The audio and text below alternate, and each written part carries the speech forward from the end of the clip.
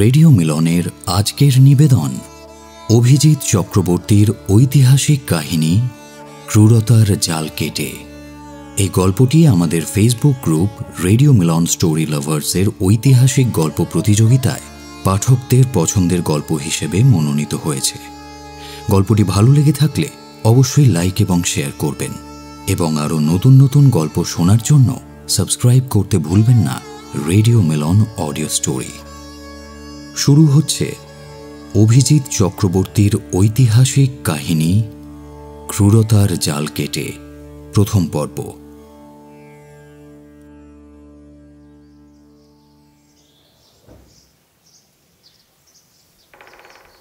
মহারাজের জয় হোক।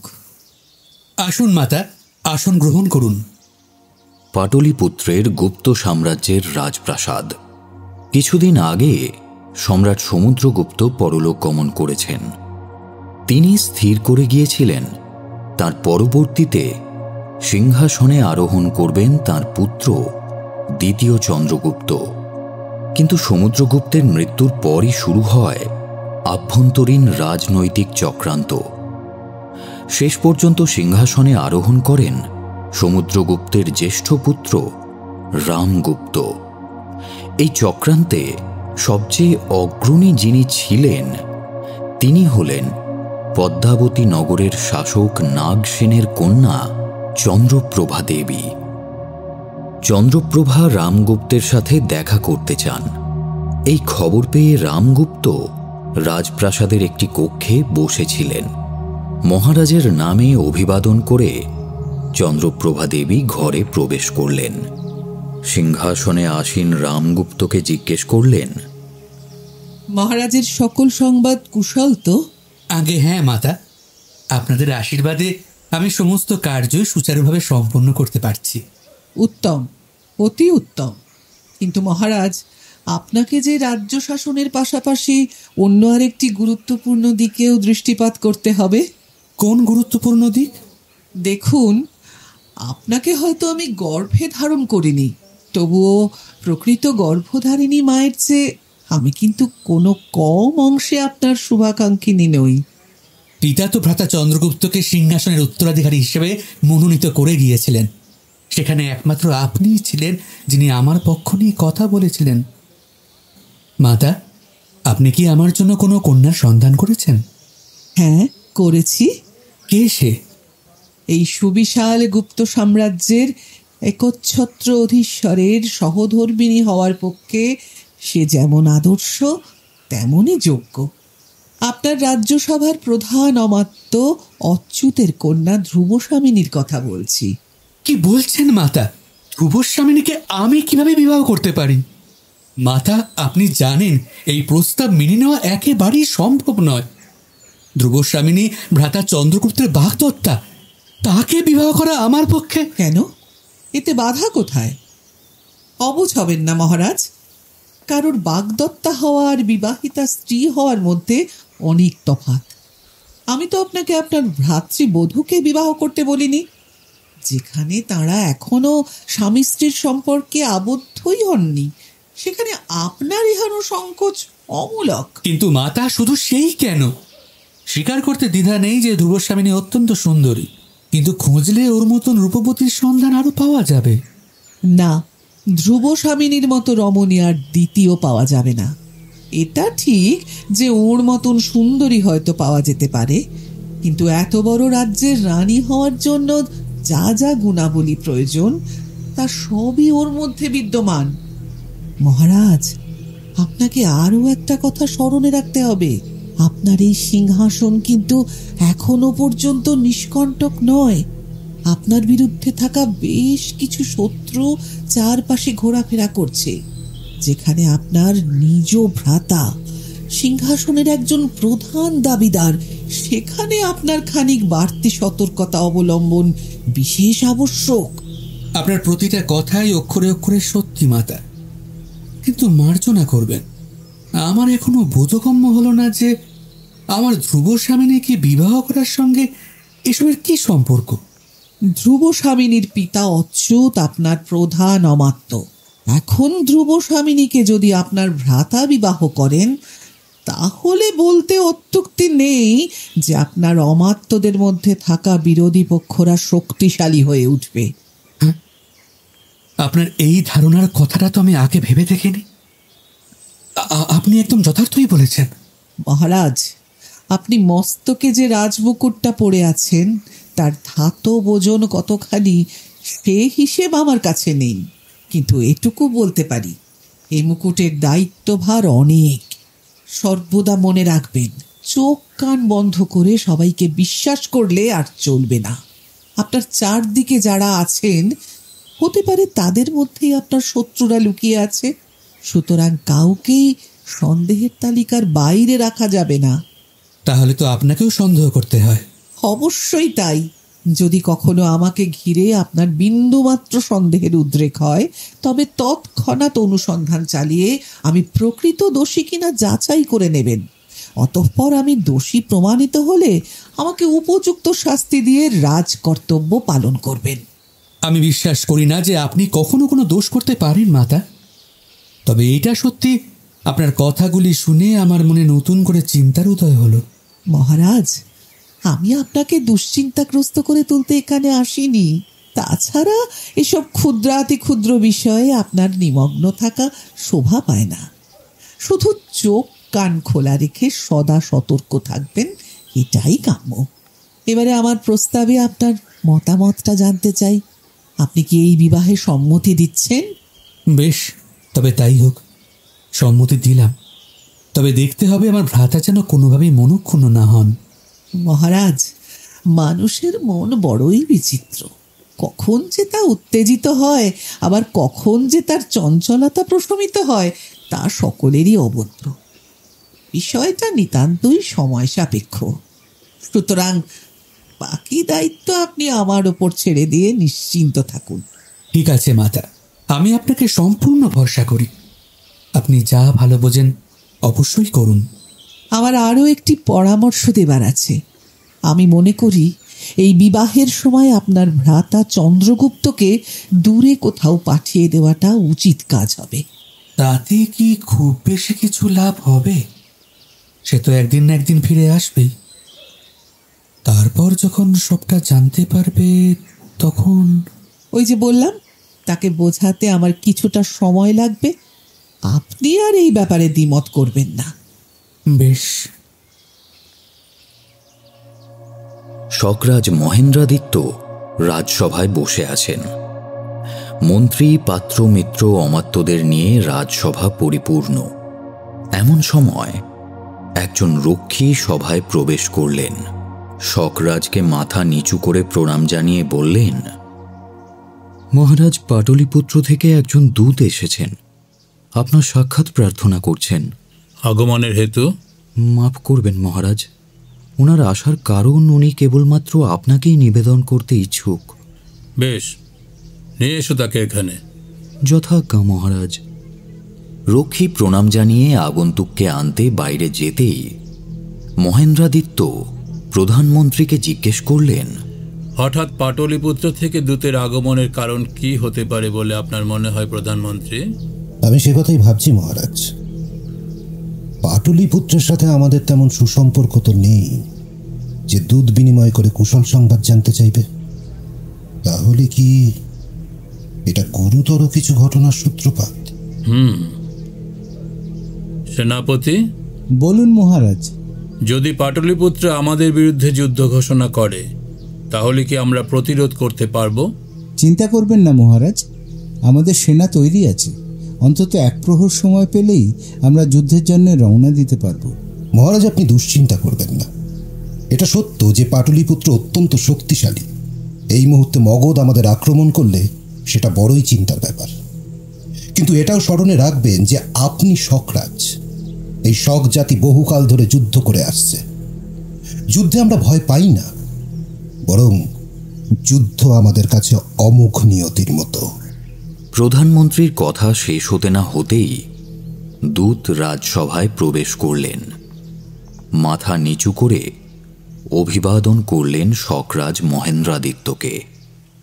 বলুন, আপনি কি সংবাদ নিয়ে এসেছেন? মহারাজ, আমি আপনাকে যে সংবাদ পরিবেশন করতে চাই তা অত্যন্ত গুরুত্বপূর্ণ ও গোপনীয়, সুতরাং আমি এই সংবাদ শুধুমাত্র আপনাকেই দিতে চাই। এখানে যারা উপস্থিত আছেন তারা সকলেই বিশ্বস্ত, সবাই আমার রাজ্যের মঙ্গল কামনা করেন।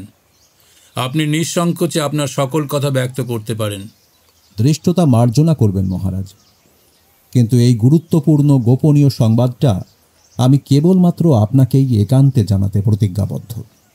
মহেন্দ্রাদিত্য একবার প্রধানমন্ত্রীর দিকে তাকালেন।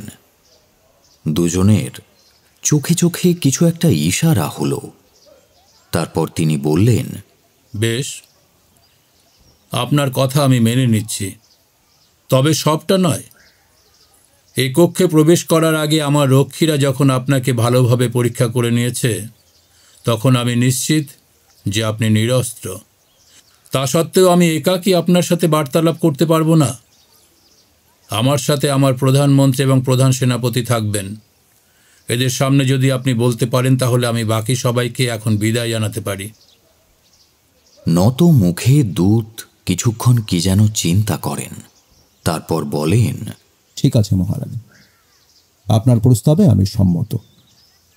মহারাজ প্রধানমন্ত্রীর দিকে তাকিয়ে আর একবার ইশারা করতেই প্রধানমন্ত্রী উঠে দাঁড়িয়ে সবার উদ্দেশ্যে বললেন, আজকের মতো এখানেই রাজসভা ভঙ্গ হলো। সেনাপতি ছাড়া বাকি সবাই আসন ছেড়ে উঠে পড়লেন। মহারাজকে অভিবাদন জানিয়ে সবাই ধীরে ধীরে রাজসভা ছেড়ে বেরিয়ে যাচ্ছেন। তাদের মধ্যে একটা গুঞ্জন ধ্বনি শোনা যাচ্ছে। আসলে পাটলিপুত্র থেকে হঠাৎ দূত রাজসভায় আসাতে সবাই বেশ কৌতূহলী হয়ে পড়েছেন, অথচ সবটা না শুনেই তাদের চলে যেতে হচ্ছে। তাই ভেতরে ভেতরে সকলেই একটু অসন্তুষ্ট। কিছুক্ষণের মধ্যেই রাজসভা ফাঁকা হয়ে গেল। এই মুহূর্তে সেখানে মহারাজ মহেন্দ্রাদিত্য, প্রধানমন্ত্রী, প্রধান সেনাপতি এবং পাটলিপুত্রের দূত ছাড়া আর কেউ নেই। দূত বললেন, মহারাজ, আপনি নিশ্চয়ই অবগত আছেন যে মাসাধিক কাল পূর্বে সম্রাট সমুদ্রগুপ্ত পরলোক গমন করেছেন।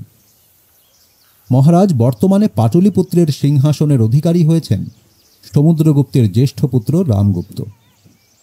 সমুদ্রগুপ্ত কিন্তু মৃত্যুর পূর্বে দ্বিতীয় চন্দ্রগুপ্তকে মনোনীত করে গিয়েছিলেন। দ্বিতীয় চন্দ্রগুপ্ত মহারাজ রামগুপ্তের কনিষ্ঠ ভ্রাতা। সম্রাট সমুদ্রগুপ্ত তাঁর উত্তরাধিকারী হিসেবে দ্বিতীয় চন্দ্রগুপ্তকে মনোনীত করে গেলেও প্রকৃতিবর্গ রামগুপ্তকে সিংহাসনে বসিয়েছেন। এসব তথ্য আমাদের জানা আছে। আপনি এখানে এসেছেন যে কারণে সেটা বলুন। আমায় এখানে পাঠিয়েছেন রাজমাতা চন্দ্রপ্রভা দেবী। মহারাজ, বর্তমানে কেউই সম্রাট রামগুপ্তের শাসনে খুশি নয়। প্রত্যেকেই চাইছেন যে এই অপশাসনের বিলুপ্তি ঘটুক। প্রকৃতিবর্গ চাইছে আপনি পাটলিপুত্র আক্রমণ করুন।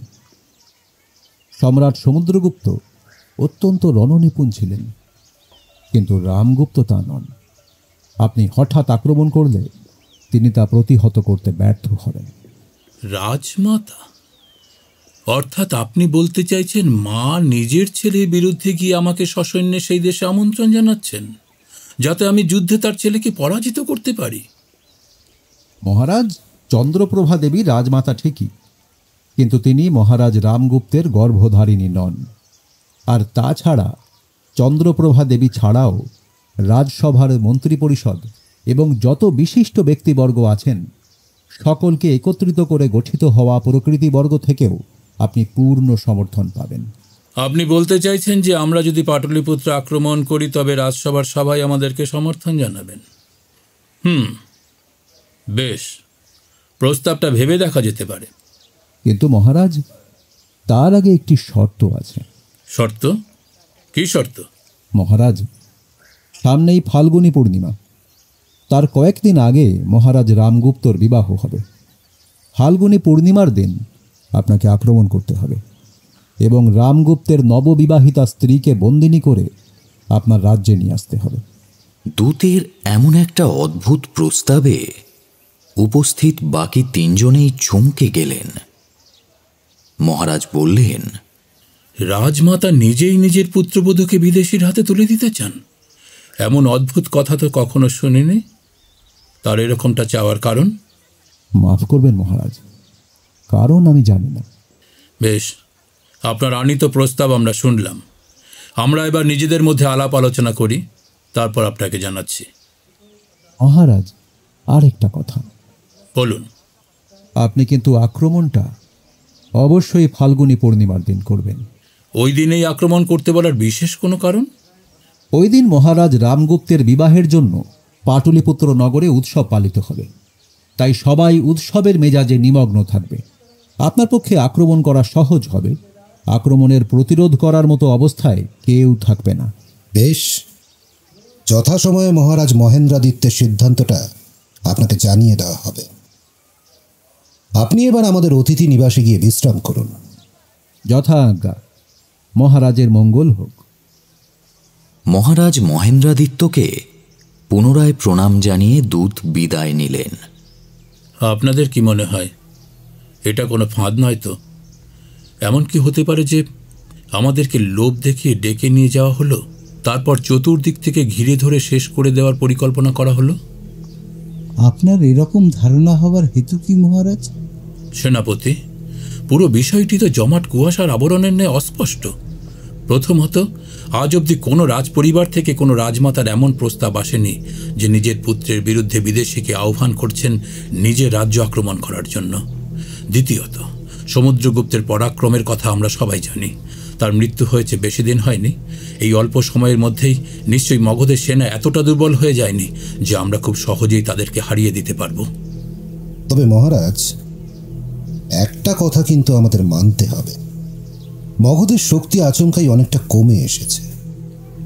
মগধের সেনা হয়তো আগের মতোই আছে, কিন্তু সেনা থাকলেই তো আর সব হলো না।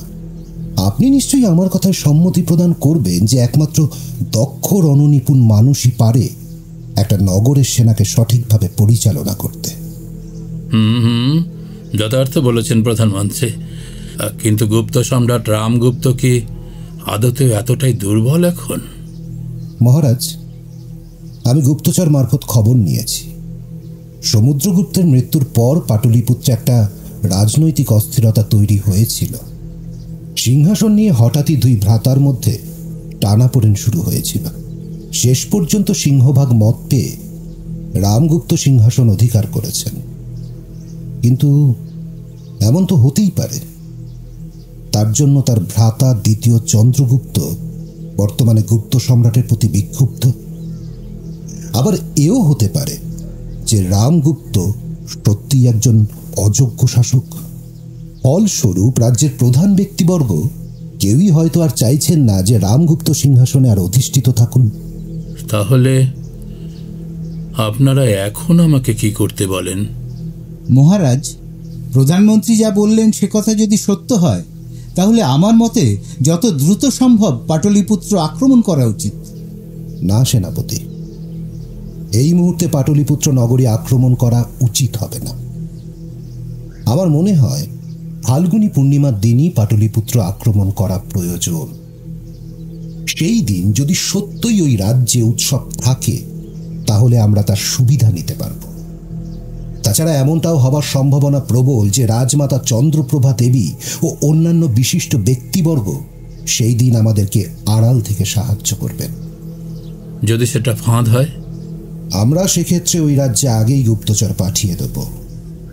যদি দেখা যায় ফাল্গুনী পূর্ণিমার কয়েকদিন আগে রামগুপ্তের বিবাহ হয়নি, বা ফাল্গুনী পূর্ণিমার দিন সেই বিবাহ উপলক্ষে কোনো উৎসব আয়োজিত হবে না, তাহলে আমরা পাটলিপুত্র আক্রমণ করব না। অন্যথায় গোপনে আমরা সেনাদল নিয়ে তৈরি থাকব। যদি প্রমাণ পাই যে দূতের কথা মতো সব কিছুই ঘটেছে, তাহলে আমরা ফাল্গুনী পূর্ণিমার দিন আচমকা পাটলিপুত্র আক্রমণ করব। যে শর্তটা চাপানো হয়েছে সে সম্পর্কে আপনার মত কি? বিষয়টা নতুন কিছু নয়। এই কার্য এর আগেও বহুবার বহু যুদ্ধে রাজা মহারাজা করে এসেছেন। এক্ষেত্রে প্রয়োজন পড়লে আপনিও করবেন। বেশ, এই সিদ্ধান্তই চূড়ান্ত হলো। তবে সত্তর পাটলিপুত্র দূতকে রাজসভায় ডেকে পাঠানো হোক।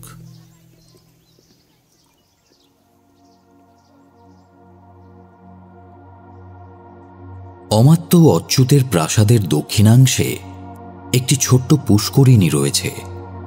চারপাশে লাগোয়া ক্ষুদ্র বৃহৎ বৃক্ষ এবং অগভীর ঝোপঝাড় পরিবেশটিকে যেন অতি গম্ভীর করে রেখেছে। পুষ্করিণীর জল ঝকঝকে পরিষ্কার। টলটলে স্থির জলে মাঝে মাঝেই ঘাই মারছে ছোট বড় নানা রকমের মাছ। জলাধারের তীর বরাবর লম্বা গলার এক বক ধ্যানমগ্ন মুনির ন্যায় নিশ্চুপ হয়ে বসে আছে। এরই মাঝে জংলি নেউল অথবা শৃগাল জাতীয় প্রাণী এক দৌড়ে অদৃশ্য হয়ে যাচ্ছে ঝোপের আড়ালে। পুষ্করিণীর ডান পাশে রয়েছে নাম না জানা এক বিরাট ঝাঁকড়া গাছ। গাছের গুড়িটা এমনই যে তাতে পিঠ ঠেকিয়ে আরাম করে বসা যায়। গাছটা যেন মাথার ওপর ছাতার মতো হয়ে থাকে। জায়গাটা বড়ই নির্জন এবং ধ্রুবস্বামিনীর ভীষণ পছন্দের। সে প্রায়ই এখানে এসে বসে থাকে। এমন পরিবেশের সময় কাটাতে কাটাতে জলাধার, বৃক্ষরাজি, জন্তু, পক্ষী এই সকলের সাথে তার কেমন একটা সখ্যতা জন্মে গিয়েছে। তারাও যেন চিনে গিয়েছে ধ্রুবস্বামিনীকে। কুমারদেবও এই জায়গার কথা জানেন।